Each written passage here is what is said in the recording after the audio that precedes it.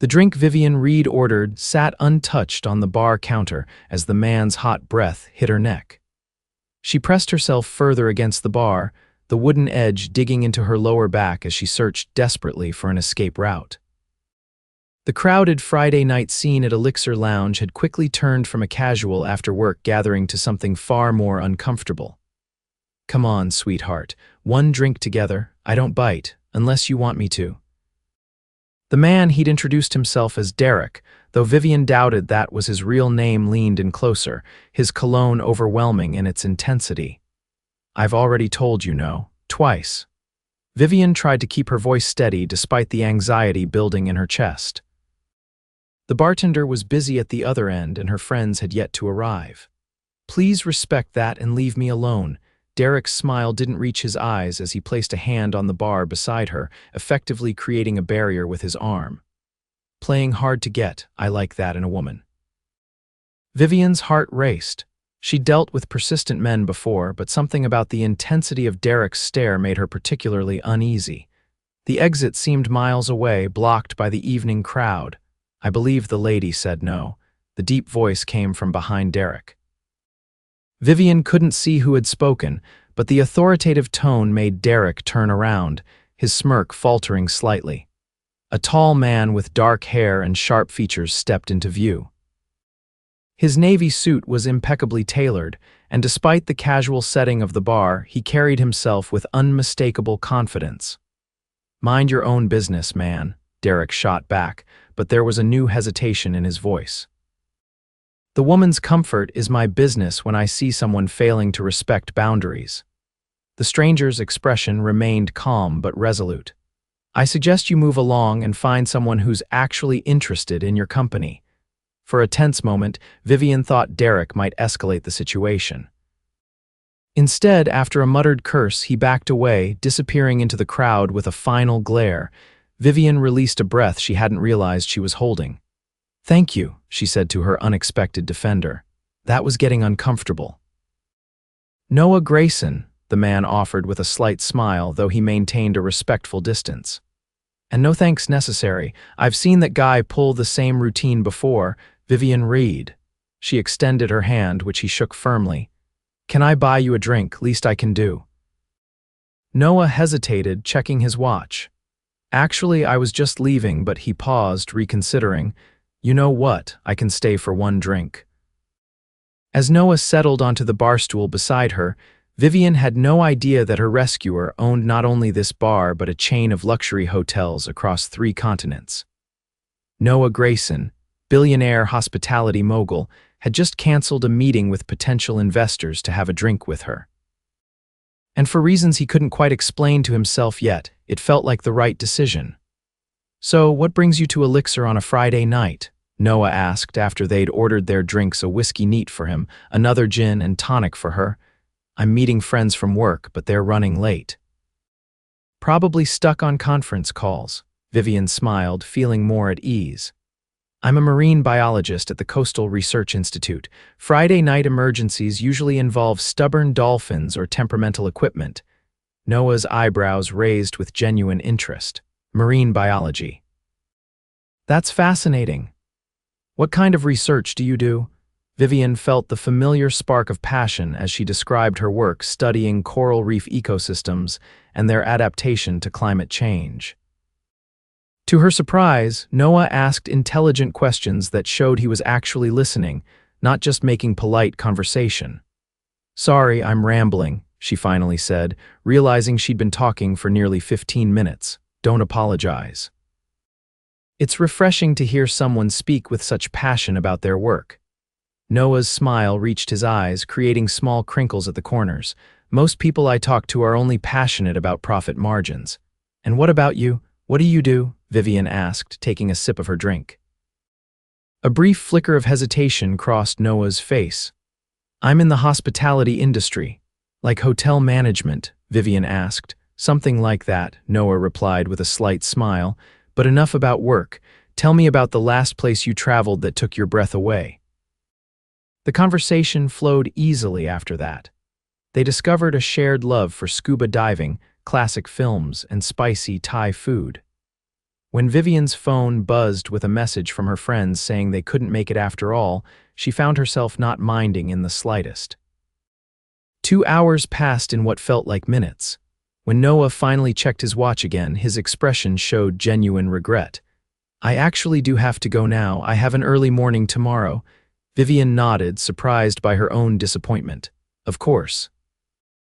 Thanks for rescuing me and for the great conversation."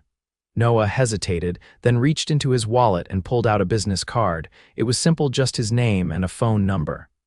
"I'd like to continue this conversation sometime, maybe over dinner." Vivian took the card, noticing it held no company name or title. "I'd like that." After Noah left, Vivian stared at the simple card, turning it over in her fingers. She pulled out her phone and, before she could overthink it, sent a text to the number. "This is Vivian from the bar. Thanks again for stepping in tonight." The response came almost immediately. "The pleasure was mine. Dinner tomorrow at 8. I know a place with excellent Thai food." Vivian smiled as she typed her reply. "It's a date." What Vivian didn't see was Noah in the back of his luxury car, smiling at his phone like a teenager. His assistant, seated across from him, raised an eyebrow. "Cancel my dinner with the investment group tomorrow," Noah said, still looking at his phone. "The one you've been trying to schedule for 3 months?" His assistant asked incredulously. "Yes, that one. Something more important came up." The restaurant Noah chose was intimate but not ostentatious, a small Thai place tucked away on a side street. When Vivian arrived, she found him already waiting at a corner table, dressed more casually than the night before in dark jeans and a light blue button-down shirt. "I hope this place is okay," Noah said after they'd exchanged greetings. "It doesn't look like much from the outside, but the food is authentic."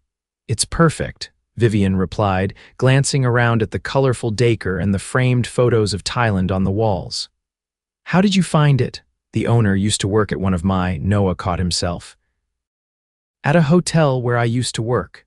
When she decided to open her own restaurant, I became a regular." Throughout dinner, Vivian noticed that Noah seemed to navigate their conversation away from details about his work, though he spoke freely about his travels and his childhood growing up in Seattle. She found herself doing most of the talking, sharing stories about diving expeditions and her passion for ocean conservation. "You know," she said after finishing a story about a research trip to the Great Barrier Reef, "I've been talking about myself all evening." "You're either a very good listener or very good at deflecting." Noah's smile turned slightly rueful as he set down his fork.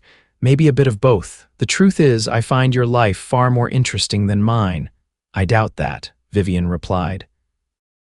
"There must be something about hotel management that's exciting." Noah took a sip of water, then seemed to come to a decision. "Vivian, there's something I should probably tell you." Before he could continue, the restaurant owner approached their table, beaming. "Mr. Grayson. So good to see you again. Everything is to your satisfaction?" "As always, Malai," Noah replied with a warm smile. "The food is excellent. Anything for you, sir, after what you did for my family." The woman placed a hand over her heart. "Please, dessert is on the house tonight." After Malai had returned to the kitchen, Vivian raised an eyebrow. "Just hotel management, huh?" Noah sighed.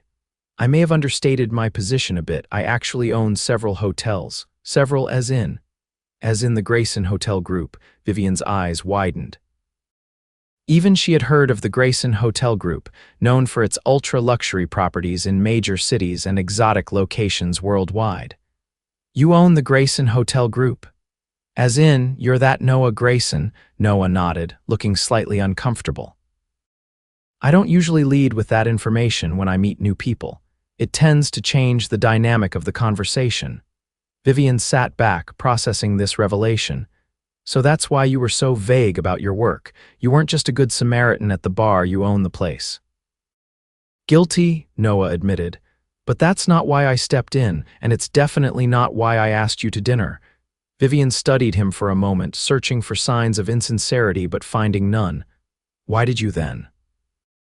"Because in a world where most people want something from me, you just wanted to talk about coral reefs and ocean acidification," Noah said simply.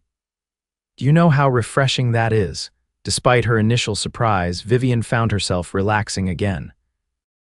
Well, I'm still the same person I was 5 minutes ago, just slightly more impressed with my dinner companion. Noah's relief was visible.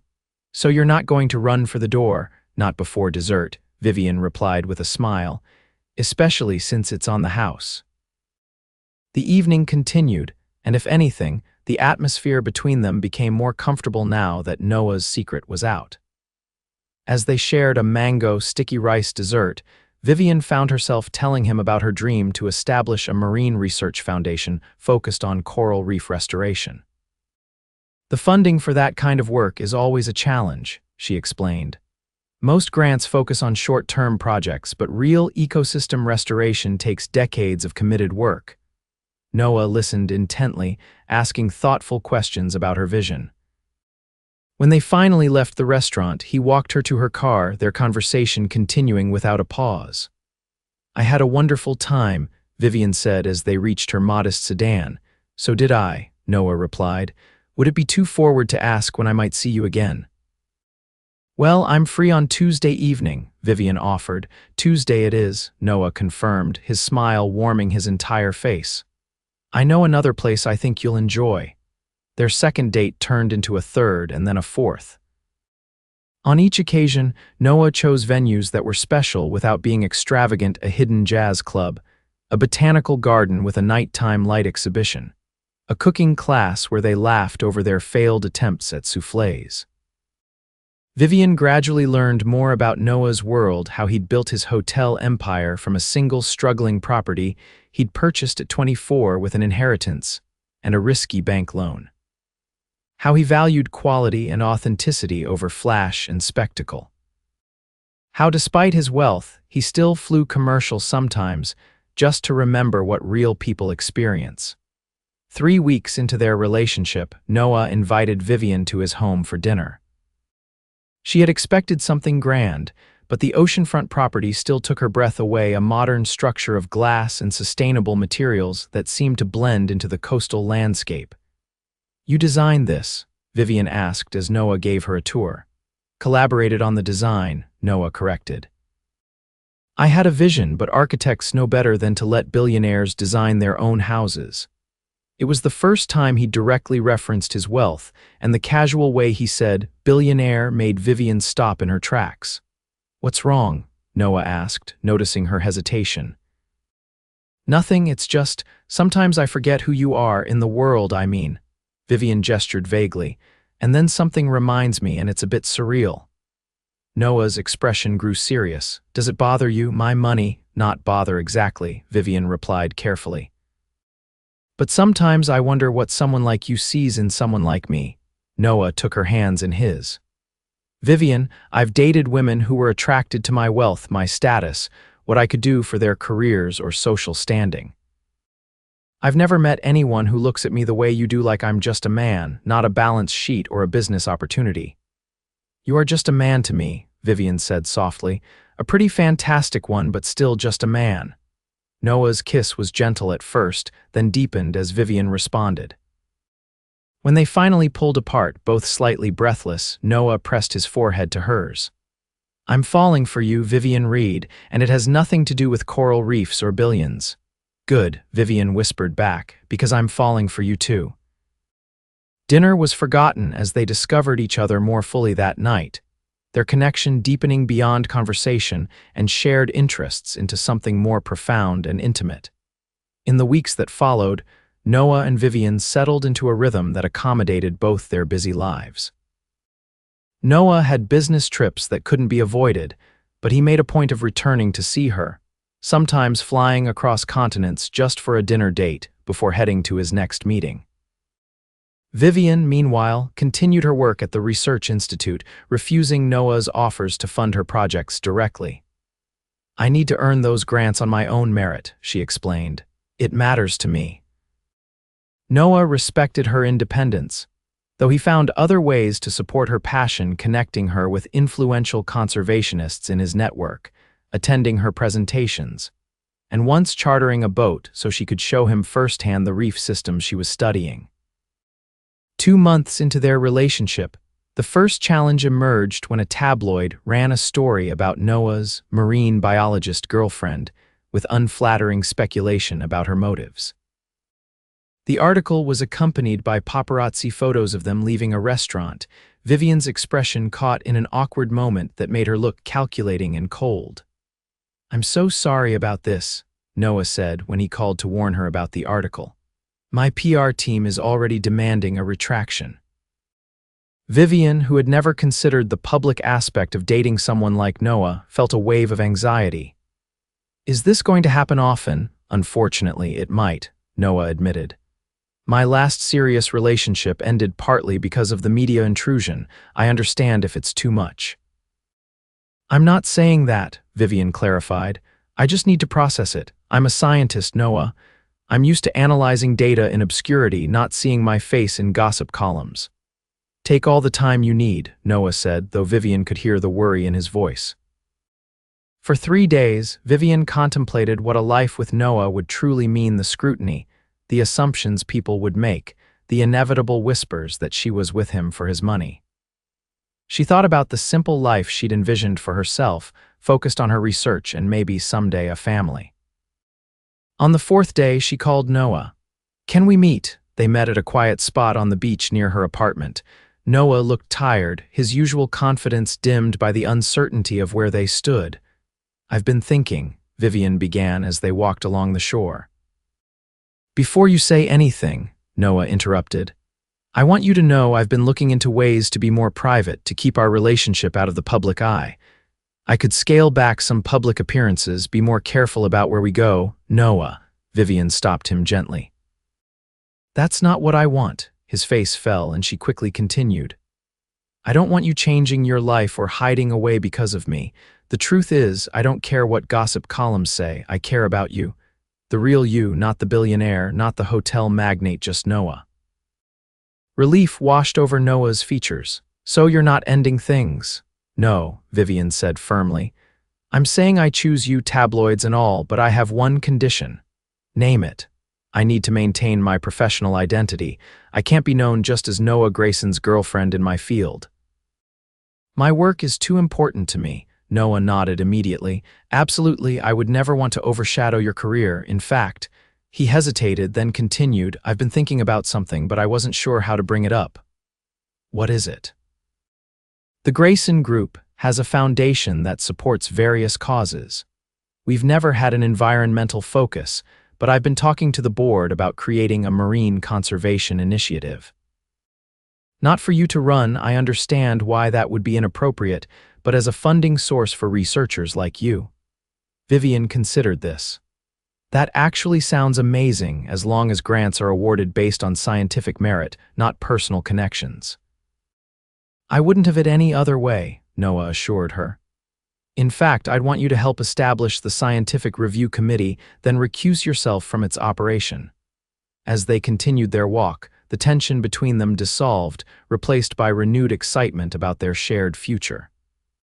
That evening, as they sat on Noah's deck watching the sunset over the ocean, Vivian realized how seamlessly their worlds had begun to merge: her scientific passion and his business acumen, creating something stronger together. 6 months into their relationship, Noah surprised Vivian with a trip to the Maldives, where his company had recently acquired a property. "The real reason for this trip," Noah explained as they settled into their overwater bungalow, "is that there's a coral restoration project nearby that I thought you'd want to see." The next morning, Vivian found herself meeting with the project's lead scientists, who were using innovative techniques to regrow damaged reefs. Their work was impressive but constrained by limited resources. "They need more funding," Vivian told Noah that evening as they dined on the private deck of their bungalow. "What they're doing could be revolutionary if scaled up." Noah watched her with a soft expression.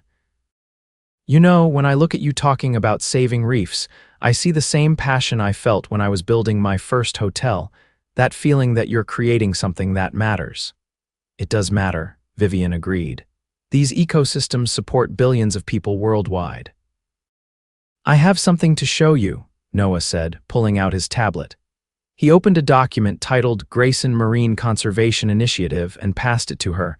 As Vivian scrolled through the proposal, her eyes widened. The initiative outlined a $50 million commitment to marine conservation projects globally, with an emphasis on coral reef protection and restoration. "Noah, I don't know what to say." "Say you'll help guide it," Noah replied. "Not as my girlfriend, but as a scientific advisor. The foundation will operate independently with a board of environmental experts. I want to do this right."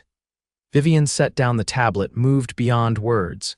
"You did this because of me. Because of you, I started paying attention to something I'd overlooked," Noah corrected. "But I'm doing it because it's the right thing to do. My hotels depend on beautiful beaches and healthy oceans. This isn't charity, it's investing in our collective future." That night, as they lay together under the stars visible through their bungalow's skylight, Vivian realized she had never felt so completely understood by anyone before. The next morning, Noah seemed uncharacteristically nervous at breakfast. He kept checking his phone and glancing at his watch. "Is everything okay? Business emergency?" Vivian asked, concerned by his distraction. "No, nothing like that," Noah assured her. "Actually, I've arranged something special for today, a private dive at a reef site the conservation team is monitoring." During the boat ride to the dive site, Noah grew quieter, though he smiled whenever Vivian caught his eye. When they finally reached their destination and prepared their diving gear, he insisted on checking her equipment twice. "I've been diving for years, you know," Vivian teased. "I'm not going to forget to turn on my air." "Just being thorough," Noah replied, his voice a little tight. The descent into the clear blue waters revealed a healthy section of reef teeming with life. Fish in every color darted among the coral formations, and visibility extended for what seemed like eternity. Vivian was immediately absorbed in the underwater wonderland, pointing out species to Noah as they swam side by side. About 20 minutes into the dive, Noah tapped her shoulder and pointed to a particularly beautiful coral formation. As they approached, Vivian noticed something unusual: a small waterproof container secured to the reef with marine-safe materials. Noah gestured for her to open it. Confused but curious, Vivian carefully flipped the latch and found a waterproof note inside. She unfolded it to read 4 simple words. "Will you marry me?" Her head snapped up to find Noah holding a ring, his expression visible behind his mask, nervous, hopeful, and completely vulnerable. Even underwater, Vivian couldn't hold back her emotion.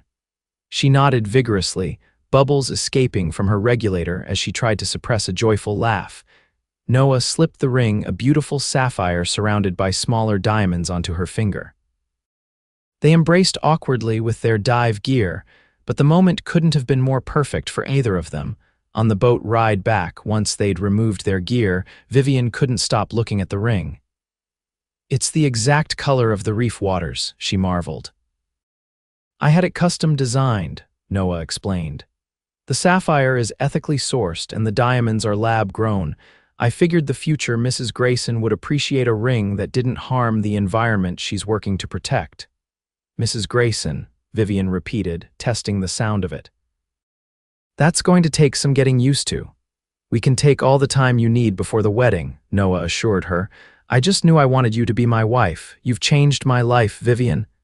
"And you've changed mine," she replied softly, "though I'm still going to keep my professional name as Dr. Reed." "I wouldn't have it any other way," Noah agreed.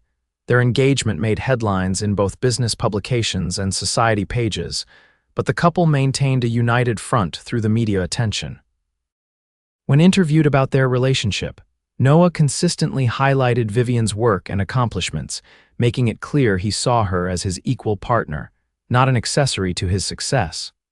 The wedding took place a year later on a private beach at one of Noah's properties. The ceremony was intimate, with only close friends and family in attendance, though the reception expanded to include colleagues from both their professional spheres. In lieu of gifts, the couple requested donations to the newly established Grayson Marine Conservation Initiative, which had already begun funding promising restoration projects. During their vows, Noah surprised Vivian by announcing an additional personal gift. "In honor of our marriage, I'm establishing the Dr. Vivian Reed Research Grant for Women in Marine Sciences. a $10 million endowment to support female scientists continuing your legacy. There wasn't a dry eye on the beach as Vivian, overcome with emotion, kissed her new husband. 3 years later, Noah and Vivian welcomed twins, a boy and a girl named after pioneering marine conservationists. Their home, once a showcase of modern architecture, now featured child-proof edges and educational ocean-themed decor in the nursery. The Grayson Marine Conservation Initiative had grown into one of the most respected environmental funding sources globally, while Noah continued to expand his hotel empire with a new emphasis on sustainable luxury. Vivian divided her time between raising their children, directing field research, and consulting on environmental policy, a balance that sometimes proved challenging but always fulfilling. On the anniversary of the night they met, Noah and Vivian returned to Elixir Lounge, taking the same seats at the bar where their story had begun. "Do you ever wonder what would have happened if that guy hadn't been harassing me that night?"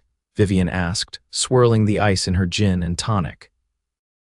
"If you hadn't stepped in," Noah considered the question seriously. "I'd like to think we would have found each other anyway. Some connections are just meant to be." The marine biologist and the billionaire, Vivian mused with a smile, not the most likely pair. "I disagree," Noah countered, taking her hand. "We're exactly alike where it matters. We both care deeply about creating something meaningful in this world, you with your reefs, me with my hotels. And now with our family," Vivian added softly. "The best creation of all," Noah agreed, leaning in to kiss her. As their lips met, Vivian reflected on how a moment of discomfort in a crowded bar had led to the greatest happiness of her life, proof that sometimes the most unexpected encounters could lead to exactly where you were meant to be all along.